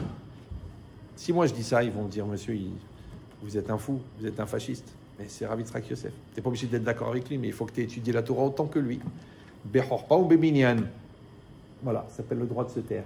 Mais c'est la réalité. D'accord? Comme c'est ce qui est arrivé à Ramoth il y a quelques jours. C'est un massacre. Il y a un, c'est le beau-frère d'un gars qui habite chez nous à Épénier. Le gars, c'est un chacham. L'autre, il y a 4 enfants, l'autre 5 enfants. C'est Ramoth. C'est-à-dire, c'est pas Ramat Gan, c'est pas la Taïelet, ouais, de Tel Aviv. C'est Ramoth. C'est des Avrichim, des Rabbanim. Maintenant, quand Hachem il tape dans les religieux, ça veut dire qu'il faut vraiment se remettre en cause. Ouais. On l'accepte, et on va faire une belle teshuva, et on va passer un Rosh Hashanah extraordinaire, et on va casser les murs. Ouais. Mais cette logique-là, c'est ça. C'est qu'on peut profiter de cet événement, parce que c'est une catastrophe, mais c'est aussi une isdamnout, c'est une opportunité. Tu dis, moi je connais des gens, de cet événement, du 7 octobre, ça a été le Bereshit de leur teshuva. Ouais. Celui-là, la maladie de son père, ça a été le Bereshit. Celui-là, le deuil, il a perdu son père, il faisait rien. Ils lui ont dit, bon, tu sais, Chabad, il lui a dit, il faut faire le Kaddish. Le mec, il a été, depuis ce jour-là, il a commencé à faire le Kaddish. Après, il restait pour écouter un cours. Et après, il est parti au collège. Donc, le Réchit de sa vie, c'est la mort de son père. Ça va? Oh, je sais ce que vous allez dire. Ouais, mais on aurait préféré que ça ne se passe pas dans des circonstances pareilles. Mais JG, ça veut dire jeune jbeb. Peut-être que dans des circonstances moins dures, tu n'aurais pas bougé. Tu sais ce que c'est la force de l'habitude et la léthargie et l'insensibilité. Des fois, il faut une darba. Ouais. Quand il te dit, écoutez, la radio n'est pas jolie, on va faire la biopsie. Je peux te dire qu'entre le résultat de la radio et le résultat de la biopsie, le gars, il va faire une teshuva. Alors tu dis, alors quoi? Alors il faut des menaces? Non, puisqu'on t'a donné 48 ans sans menace, t'as rien fait. Et 48, c'est moah. C'est le cerveau, non? Tu vas commencer à devenir intelligent. Ou alors tu continues à douter. Ouais, jusqu'à peut-être. Parce que peut-être que oui, peut-être que non. Non, tu vas t'arrêter à la même tête. Ils ont tous la même tête. Donc on a compris en vérité que si ton mari il vient à 4h du matin et te dit « Mon amour, je veux parler avec toi », ne dis pas « Je travaille demain ». Dis « Ça fait 17 ans que j'attends que ça vienne de lui ». Alors tu as compris que c'est réchit du dialogue. Ouais, si l'enfant il te dit « Maman, j'ai fait une grosse bêtise », ne commence pas à l'insulter. Parce que c'est la première fois qu'il reconnaît. Donc c'est réchit de la communication avec lui. Vous avez compris ou non? Il faut saisir tous les réchits. Parce que toute la vie, c'est une série de réchits. Et dans cette logique-là, qu'on a compris que tout commence dans la claloute, dans la généralité, au niveau d'Hachem, et après ça s'applique dans le prat. De la même manière, si vous avez remarqué, à Rosh Hashanah, on ne parle pas de nous. Ouais. On ne parle pas. Les Chachamim, Bekoshi, ils ont réussi à rajouter Zochenu le Chaim, Kodvenu le Sefer HaChaim. On ne parle pas de la Parnassa, on ne parle pas de ses besoins personnels. On ne parle que de la Malchut Hashem. C'est un phénomène. Comme il dit le Passouk, ouais. Vetimloch ata ou Hashem Elokeinu me'era al kol ma'asecha. Vetimloch, et toi tu vas régner, toi, Hachem notre Dieu, rapidement sur toutes tes créatures. Ten par dechal kol maasecha, donne ta crainte, ta peur sur toute ta création. Ve'ematecha al kol ma shebarata, et ta peur sur tout ce que tu as créé. Ve'yasu kulam aguda achat, c'est le texte de la prière, ouais. Et qu'ils fassent tous aguda achat, un seul groupe, ouais, un seul bouquet. La asot retzoncha belevav shalem. Ça veut dire qu'un juif, à Rosh Hashanah, il ne prie pas pour lui. Il prie pour le monde. Et là, on parle d'égoïsme. Hein. D'accord? Ça veut dire que le sujet qui intéresse le juif, c'est la klalout. C'est la généralité. Maintenant, de la même manière qu'il va prier après pour le Ram Israël. Tous les jours. Ouais. On dit Arur Michelo Yakim et Torah Azot. Dans la lutte, dans Parashat Kitavo, là. Malheur à celui qui n'a pas soutenu cette Torah. Il dit le Ramban, il dit c'est celui qui n'a pas prié pour que les Baalei Teshuvah ils fassent Teshuvah, il est maudit. Qu'est-ce qu'on va dire nous? Eh ben, le mec il a choisi d'être Mechalel Shabbat ou de manger du cochon. Ouais. Mais c'est Am Israël. Ouais. Et Hachem il a donné une neshama à chacun. Donc ça veut dire qu'il a besoin de la rouchaniout, de la spiritualité, de toutes ces neshamot. Tu dis, mais la majorité, ils ne sont pas dans la religion. Ah, qu'est-ce que tu crois, toi? She'erit Nahalato. Ça veut dire Hachem, il va retenir que le Raphaël Grineman et le... Non, il veut la spiritualité de tout le monde. Mais le problème, c'est qu'il y a des gens qui n'ont pas cette maturité de comprendre. Donc, c'est toi qui dois combler la spiritualité de celui qui n'a pas compris. Maintenant, pour que tu complètes, il faut que tu aies les soucis de cette spiritualité. Ça va? Alors, ça t'intéresse ou non? On a vu des rabbanim qui ont donné leur vie pour des gens qui étaient complètement à côté de la plaque. Ouais. Ils sont cassés la tête et ils ont organisé, ils ont créé des systèmes, ils ont fait des gmarot, et ils ont fait des yeshivot, ils ont fait des synagogues pour faire profiter le âme. D'accord? Pourquoi? Juste pour que les personnes, elles reçoivent sur elles le rôle malchut shamaim.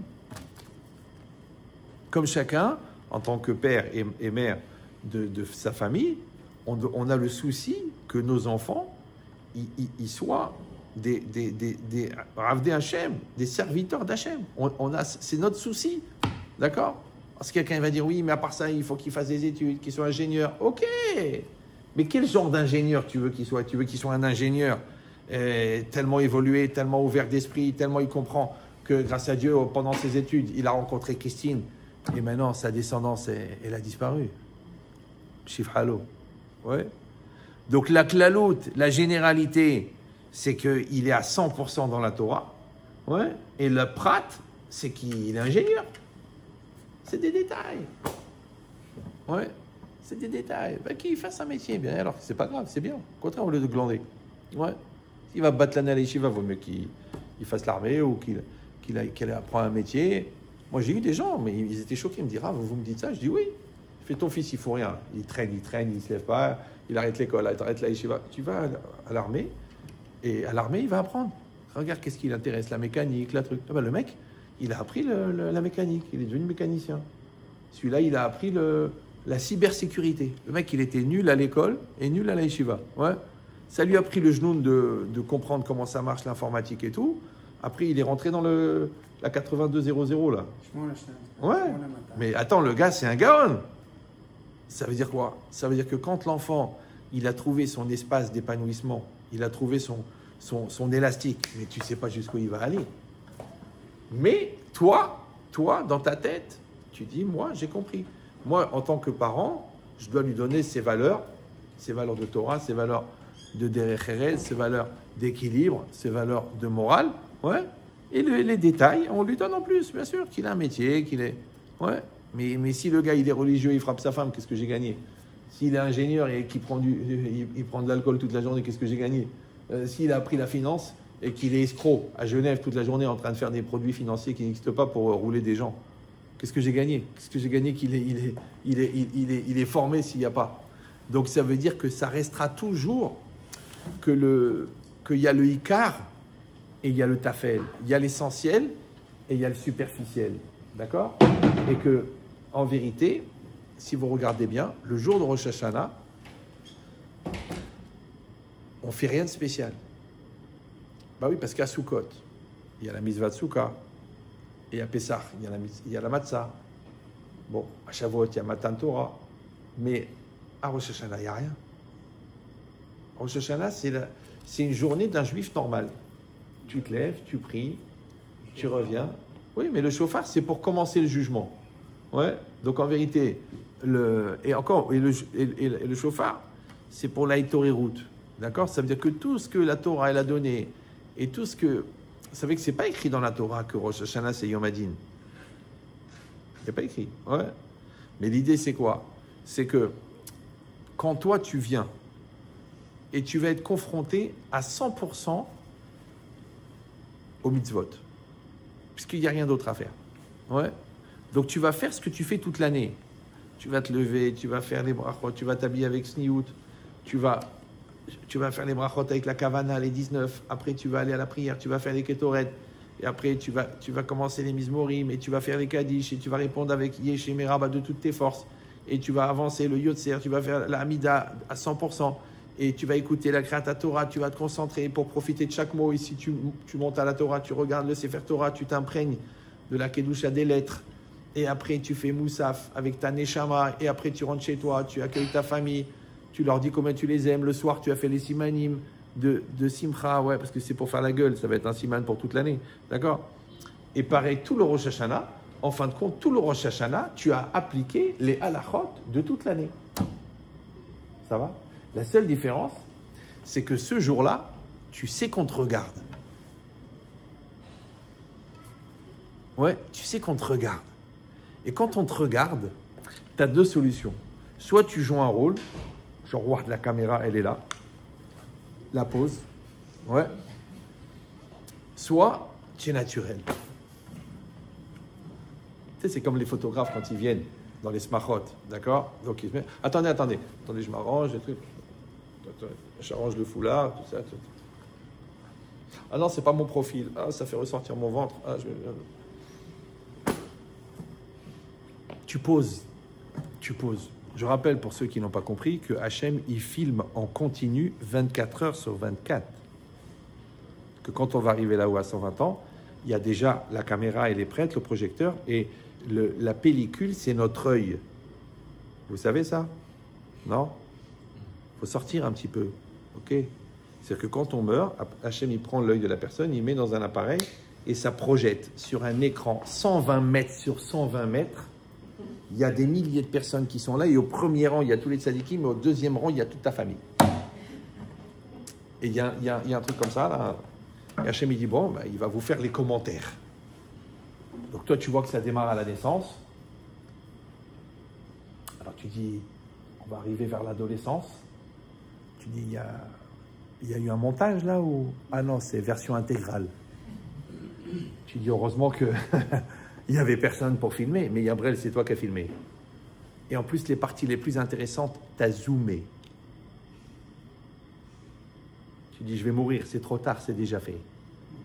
Il y a la grand-mère, elle est là. Napive, c'est mon petit-fils. Ah, le tzaddik, vous le connaissez, le Rav. Ouais. Ah, Bezrob, qu'est-ce qu'il fait là?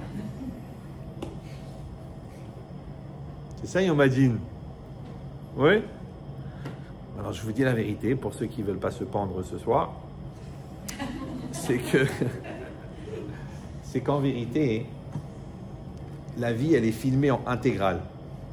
Mais les parties sur lesquelles on a fait Teshuvah, elles sont floutées.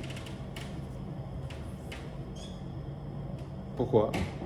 Parce que la Gemara, elle dit que quand quelqu'un il a tué, il fait Teshuvah. Le meurtre, il a eu lieu. Le mort, il est mort. La veuve du mort, elle est veuve. Les enfants, ils sont orphelins. Les parents, ils sont dans la douleur. Les voisins, ils sont choqués. Le policier, il est horrifié. Donc, comment quelqu'un, quand il fait Teshuvah, il va effacer tout ça? Ok, je vais dire mais les conséquences, les dégâts collatéraux, ouais, c'est impossible. La Gemara, elle répond une chose incroyable. Le meurtre a eu lieu. Le meurtre, la Retzicha, elle s'est passée. La veuve, elle est veuve. Les enfants, ils sont orphelins. Mais le meurtrier a disparu.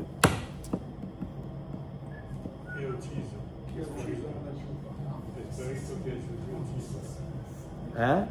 L'assassin, assassino, Shifhalo. Non, non, non. Non, lui, il a disparu. Pourquoi? Parce que, étant donné qu'il a fait Teshuvah et qu'il est devenu une autre personne, c'est ce qu'il dit le Rambam.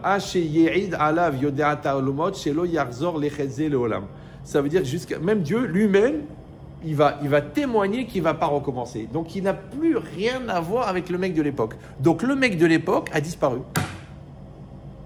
Donc sur la photo, c'est flouté. C'est ça la Teshuvah. Mais si je reste le même, comment je vais flouter? C'est le même. Après tu dis, non mais c'est le même, mais avec une barbe, avec un chapeau. D'accord? Avant il se saoulait parce qu'il était alcoolique. Maintenant il se saoule les revots de Shabbat. Avant il frappait sa femme parce qu'elle l'énervait. Maintenant il la frappe. C'est Mina Shamaim. Après il fumait de la drogue parce qu'il était un junkie. Maintenant il fume pour ressentir les enseignements de Rabbeinu. Mais t'es un drogué? Non. Simcha. Ouais. Vous avez compris ou non? On fait tamine. Mais c'est ça l'idée.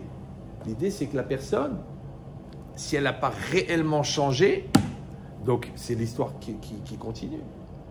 Ben c'est ça, Rosh Hashanah. Rosh Hashanah, en vérité, c'est pour ça qu'on dit qu'on lit la paracha avec Ishmaël, Ba'asher Usham, tel qu'il est ce jour-là. Maintenant, quand on a bien compris que ce jour-là, c'est Réchit, et que toutes les actions, elles vont être le commencement de toute l'année. Et que le commencement du commencement, il commence toujours dans la spiritualité. Ouais? Et que la spiritualité pour un juif, c'est les halachot de tous les jours. Donc le Kriyat Shema que je vais faire ce jour-là, il va influencer tous les Kriyat Shema de l'année. La Hamida que je vais faire, ouais? Moi je prie dans un minyan. La vérité, on est des fous. Nous, la Hamida, c'est 45 minutes. Les gens ont 5-6 minutes. En plus, c'est toujours la même Hamida. On peut étudier, je ne peux pas parler sur Rosh Hashanah. L'année, c'est une mitzvah de parler, mais le Rosh Hashanah, on ne parle pas. Mais pourquoi t'es pressé? Il n'y a rien à foutre. Tu vas aller au travail, tu vas aller faire un coup de karting. Non, tu as toi et ton sidour. Et tu prends chaque lettre. Chaque lettre, pourquoi? Parce que le projet de la prière, c'est pas de dire à Dieu ce que tu as besoin, puisqu'il est au courant. C'est de coller avec Hachem. D'accord? Donc toi, tu dis Ata. Donc tu vois le Aleph en or, 28 mètres de haut. Tu vois le Tav juste à côté, ciselé. Tu vois le He. Tu le vois bien. Et tu es l'Ifna Hachem. Et il y a une lumière. Tu ne peux même pas regarder. Et après, tu vois Yud Kevav, qui est le Yud. Tu le vois. Et le He, qui sort de la terre comme ça. Et le Vav et le He. Là, ils font 180 mètres de haut. Et dans le He, tu vois le Aleph, le Dalet, le Nun et le Yud. Et tu avances comme ça toute la prière. Et tu regardes le mot et tu le refabriques dans ta tête. Ouais. Et tu mets toute ta vie, tu la mets dans la kavana. Et il n'y a rien qui compte. Ni ta faim, ni t'es fatigué, ni t'as les nerfs, ni t'as la banque, ni t'as le magasin, ni t'as le client, ni t'as le chinois qui n'a pas rappelé. Tu es entièrement 100% dans la prière. Donc, comme tu es 100% dans la Rouhaniout, de la mitzvah, et tu feras pareil pour le shofar, pour le Kriyat Shema, tu feras pareil pour la Kriyat Torah. Donc, comme tu es complètement dans la Rouhaniout, dans la spiritualité, donc tu es complètement dans la Klalout, donc Hachem, lui, il va s'occuper des pratim de l'année, que ça s'appelle la Gashmiout. Ça va? C'est que tu as besoin de la Parnassa, il s'en occupe. Tu dis, mais il faut que les enfants y soient bien, parce que si moi j'ai des soucis avec les enfants, je peux pas faire ma avoda. Il va s'en occuper. Tu dis, oui, mais il faut que la femme, elle ait le courage. Il va s'occuper de son moral. Il faut que le mari soit épanoui. Ça n'en fait pas. Mais il faut que les choses, il faut qu'il ait un raf pour pouvoir étudier. Ça fait partie. Et il y a un endroit pour pouvoir étudier. Ça fait partie. Il faut qu'il apprenne. Il faut qu'il arrive à retenir les mots en araméen. Parce que sinon, il va se dégoûter du limoud. Ça fait partie. Tous les détails de l'année, toute la siyata d'Ishmaïa de l'année, elle dépend du niveau de Rouhaniout que tu as eu à Rosh Hashanah, alors que tu t'es pas occupé de l'année du tout. Toi, ton projet à Rosh Hashanah, c'est entièrement, est-ce que le Ratson Hashem, il va être Barolam? Est-ce que les goïms, ils vont comprendre la grandeur? Est-ce que le Ham Israël va faire Teshuvah? Est-ce qu'à Tel Aviv, on va mettre les téphilines dans la rue? Ouais. C'est ça ton projet. Alors que les gens, ils essayent de placer leur numéro de compte, l'appartement à Marbella, ils donnent la rue, ils donnent l'adresse. Après, ils donnent le nom du conseiller bancaire, que si Dieu veut, il va lui accorder le prêt. Après, le nom du fournisseur, là-bas en Chine, que si Dieu veut, il va accepter le prix. Ah, Odon Kolo, je t'ai proposé l'univers et toi, tu veux la véranda. C'est pour ça qu'il faut avoir des grandes ambitions. Ouais, c'est pour ça qu'il faut s'oublier. C'est pour ça qu'il faut voir loin. Et c'est pareil les enfants, il faut voir loin. Ouais, tout ça c'est... Chaque fois qu'il y a un événement avec un enfant, tu ne dois pas regarder, il a frappé sa sœur, il a volé 5 euros. Non, tu dois regarder le chinour. Alors, qu'est-ce que je vais pouvoir lui faire passer? Je vais pouvoir lui faire passer l'honnêteté, ça vaut la peine. Je vais pouvoir lui faire passer la patience, ça vaut la peine. Je vais pouvoir lui faire passer la solidarité entre frères et sœurs. Je lui dis, c'est ta sœur, tu dois la protéger, c'est toi. Quand je ne suis pas là, c'est toi qui dois être là pour elle. Donc, en fait, je me sers d'un événement ponctuel pour faire passer des midotes éternelles. C'est ça. Alors que les gens, qu'est-ce qu'ils font? Ils se débarrassent de la situation. Allez, va dans ta chambre, casse-toi. Tu vois pas, je suis en train de regarder le match. Tu me saoules avec tes bêtises. Eh bien, débrouille-toi toute seule pour les devoirs. Mais tu as fait passer un autre message. Les parents, ils s'en foutent. Les enfants, ils grandissent tout seuls. De toute façon, personne ne m'aime. Je ne sens pas son amour. Et donc, je vais trouver tout seul des solutions puisque je n'ai pas reçu la tendresse physique. Donc, je vais aller chercher la tendresse chimique. Ça va? Donc, encore une fois, à partir du moment où on décide d'être les bâtim, les propriétaires, ouais, alors, soit un balabaït de haut niveau, pas bas. Ouais, c'est comme si je te dis, voilà, tu vas passer 10 minutes avec le gars d'Olador. Alors, qu'est-ce que tu vas lui faire? Tu vas lui dire, Rav, vous pensez que comment ça va se passer avec l'Iran et tout ça? Mais on s'en fout. On s'en fout. Ce qui va se passer avec l'Iran, c'est le bon Dieu qui va décider. Ils vont gérer avec Netanyahou et Trump. Ouais. Toi, tu dois prier Hachem que tu réussis à être un bon papa, que tu rends heureux ta femme. C'est ça ton projet. Il faut te recentrer. Maintenant, pour ça, tu as besoin des midotes, tu as besoin de grandir, tu as besoin de t'affiner. Oui. Et ben, c'est ça ton Rosh Hashanah. C'est pour ça qu'on dit que Rosh Hashanah, c'est Rosh Hashinouï. C'est le début du changement. Et ça tombe Rosh Chodesh. Ça, je vous le dis tous les ans, mais je vous le répète, c'est pas grave. Parce que Rosh Chodesh, c'est le début du mois.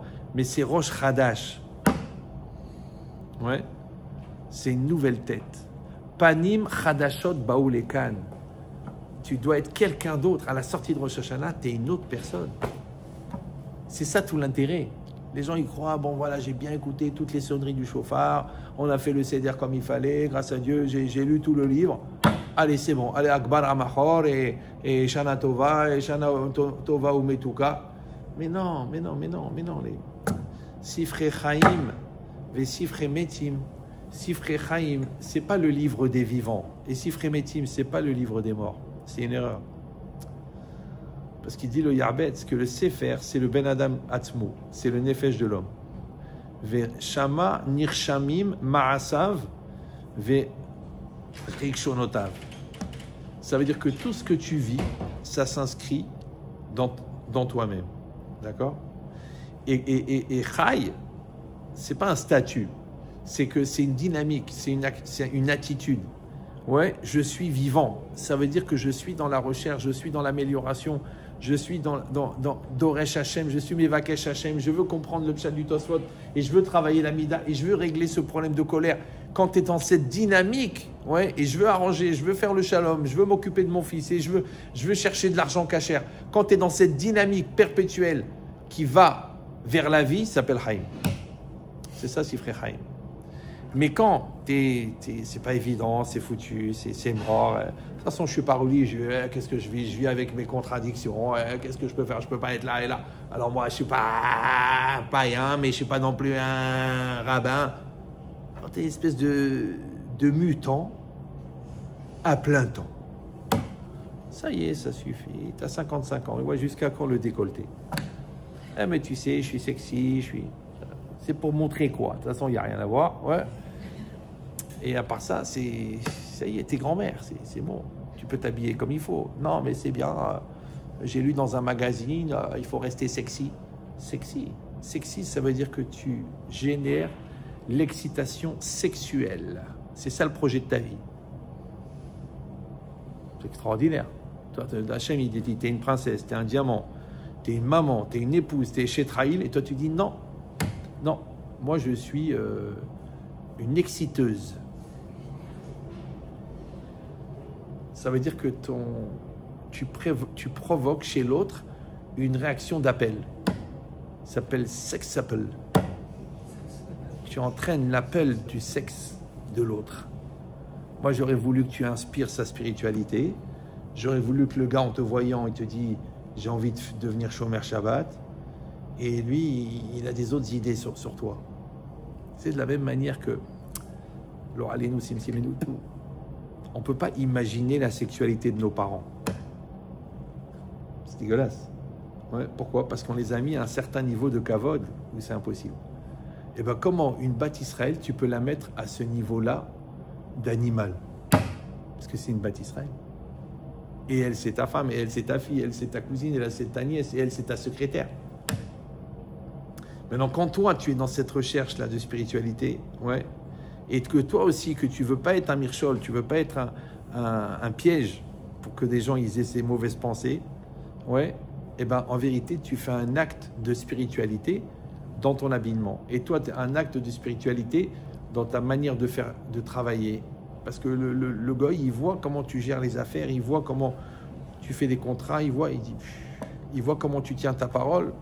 Mais toi, le gars, il dit, mais Dieu existe. Ouais. Donc ça veut dire que tu deviens l'objet d'un Kiddush Hashem. Maintenant, pour réussir à faire ça toute l'année, il faut que ça soit acquis et entériné le jour de Rosh Hashanah. Parce qu'à Rosh Hashanah, tu vois c'est quoi le écart, c'est quoi le tafel, qu'est-ce qui compte dans la vie. Et encore une fois, ça ne se mesure pas dans des choses extraordinaires. Tu as construit la plus grande synagogue du monde. Non, tu as fait le Kriyat Shema avec la Kavana du début à la fin. Tu as réussi à garder la Kavana de la Hamida jusqu'à Takadosh. T'es le Harizal, toi. Jusqu'à Takadosh. Tu dis, c'est normal. Non, c'est très dur. Ouais. C'est pareil. Ça veut dire que tu as écouté le chauffard et vraiment, ça t'a remué, ça t'a bougé à l'intérieur. C'est ça le but du chauffard. Tu as bougé à l'intérieur. C'est bon. Tu as gagné ton Rosh Hashanah. Parce que ce qu'il dit le Rav Dessler, il dit que les 30 jours de Slichot pour les Sfaradim, les 2 jours de Rosh Hashanah, les 10 jours de Aseret Yeshua, le jour de Kippour, dans tout ça, le projet, c'est que pendant 1 seconde, il y a un hirour de Teshuvah. Une pensée de Teshuvah sincère. Et si quelqu'un il va dire, mais attends, je te donne 40 jours, tu me donnes 1 seconde, c'est incompréhensible, c'est vrai. Ce qu'elle dit la Gemara, Ariat mekudeshetli almenat sheani tzadik gamur. Ouais. Qu'est-ce qu'elle dit la Gemara? Shema irer b'tshuva. Alors je vous donne le secret, après je vous laisse tranquille. Ouais. Le hirour, c'est à l'intérieur. La pensée de teshuva, c'est à l'intérieur, ça dure 1 seconde. Mais dvarim asichlim enamit azman. On a dit les choses de l'esprit ne sont pas soumises au temps. Donc 1 seconde sincère de teshuva à l'intérieur, c'est comme 1000 ans à l'extérieur. Et si tu vas dire, bah, c'est pas logique, parce que là, il faut 20 ans pour faire teshuva, et là, ça dure 1 seconde. Alors Hachem, il a dit, en marchez vos tailles, marchez vos techem. Ouais. Ma pensée n'est pas votre pensée. Mon mode de calcul n'est pas comme le vôtre. Et si vous ne le comprenez pas, ouais, parce que vous êtes des humains, hein, alors faites-moi confiance que moi, je l'ai écrit dans la Torah, donc ça a une valeur. Voilà, Hazak Obaou. Alors, on dédie le cours pour les Inun Nishmata de Nathalie Kamrabat Saada, pour Fortune Messaouda Bat Chenini, pour la Refoua Shelema de Martine Maïssa Bat Marie Myriam, pour Esther Bat Flecha, pour le Rav Ron Moshe Ben Aviva, Leilu Nishmat Isako, Ben Elisa, Ben Elisa, Subhaïsol Hakim. pour Subhaïsol Hakim. le Leilu Nishmat. Sopré, Sol Hakim. Hakim, Bat, Ben Baïa. Ben Baya. Amen. Amen. Est-ce que vous avez d'autres personnes?